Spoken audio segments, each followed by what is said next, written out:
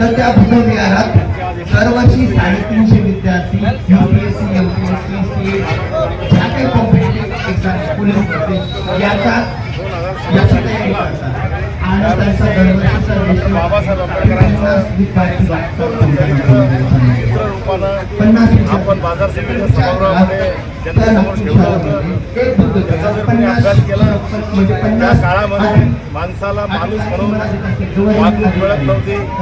त्या काळामध्ये बाबासाहेबांचा जन्म हा या दलित शोषित पीडित लोकांच्या उद्धारासाठी झाला आणि निश्चितपणे आज सर्व माणसांमध्ये आपण सगळेजण एक आहोत.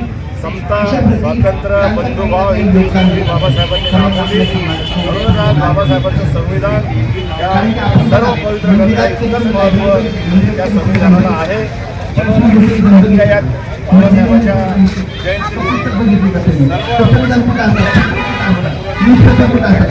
बाबासाहेबांनी दिलेला विचार चिरंतन ठेवण्यासाठी आपण सगळेजण कटिबद्ध होऊया अशी प्रार्थना करतो. डॉक्टर बाबासाहेब आंबेडकरांचा जय.